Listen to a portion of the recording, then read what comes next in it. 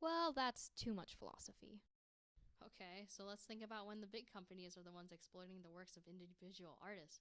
How does this affect the implications of copyright being ethical when amateur artists are not being protected? Oh, I know what you're talking about.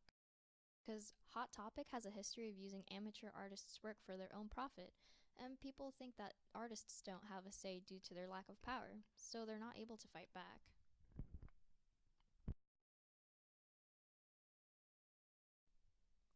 Okay, so you think ethics applied to law should be reasonable and just, right? As it is there to maintain order? Therefore, it should follow a sound set of reasoning and logic.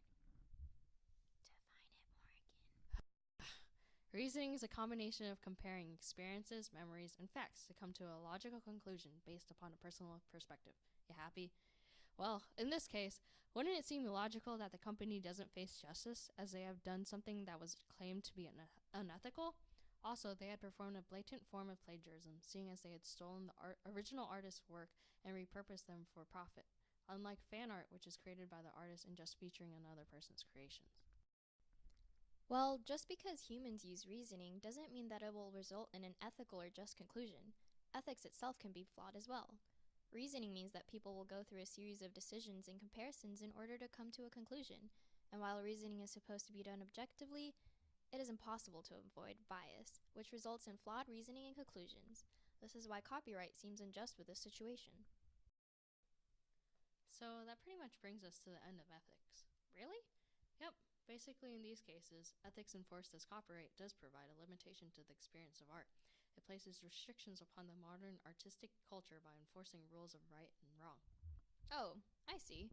Because when fan art generates monetary value, the profit creates a different perspective on the experience of art, because it generates a negative perception upon the attention of the artist, by making it look like the artist is not focused on the experience of art, but for their own financial benefit. The change in perspective makes the artist look like a bad guy, and copyright acts as a force that applies right and wrong to the situation. It seems more ethical to ban making profit off of fan art, since it'll instill the idea that we're getting rid of the selfish artists. Don't forget about Hot Topic. Ethics is illogical and unreasonable at some points. So when this occurs, it generally provides negative consequences within the community. It can deter artists that view the scenario as being unjust. Since this unreasonableness creates a bias against smaller amateur artists, they feel limited and unprotected for their works compared to big businesses. The imbalance threatens smaller artists. Alright, so ethics is pretty much done. How about we consider how much society plays a role in this? Copyright could be considered a societal construct, as it is the laws and orders of communities, so how are ideas not bound by societal order influenced?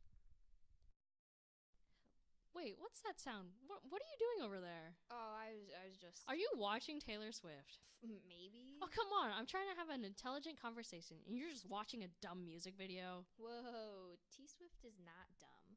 Plus, she relates to this chat we're having, okay? Oh, really now? See? Taylor Swift copyrighted several lyrics from her songs, such as This Sick Beat.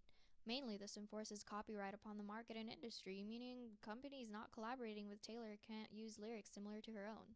However, if another company or person owns a lyric or the same expression she wants to protect, like Shake It Up, before Taylor puts a claim on it, then she can't enforce her own copyright.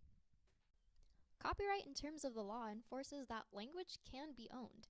In this scenario, language is a social construct that is bound by the order of society, and therefore can be claimed and be treated as property by the artist. Since Taylor Swift created the lyrics herself, then she can stake a claim on them. Well, I say words and language is a means of communication and can't be owned. It goes beyond property or societal law and isn't something realistically owned. Copyright can apply to the song itself, however, because her idea is a mixture of lyrics, music, and the overall creation of her own music. But to cut and paste her formation of words, phrases that were even used as expressions before she placed it within her songs seems impractical. But Morgan, the copyright involved in this situation is not based on the concept of communication and language, but rather on marketing. There are limitations to her copyright anyway, so she does not completely own the phrase. It just applies to her lyrics and other people being able to profit from her personal trademark. This is a precautionary measure to make sure people and companies unaffiliated with her do not use her phrases and lyrics to make merchandise and profit.